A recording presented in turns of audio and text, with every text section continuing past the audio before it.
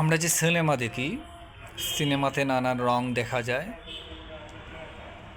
নাটকীয়তা, নাচ গান কত সুন্দরভাবে উপস্থাপন করা হয়। বাস্তব জীবনটা কিন্তু সেরকম নয়। আপনি দেখবেন সিনেমাতে নায়িকার নাচ দেখে নায়ক পছন্দ করে ফেলে, কিন্তু আমাদের সমাজ বাস্তবতা কি বলে?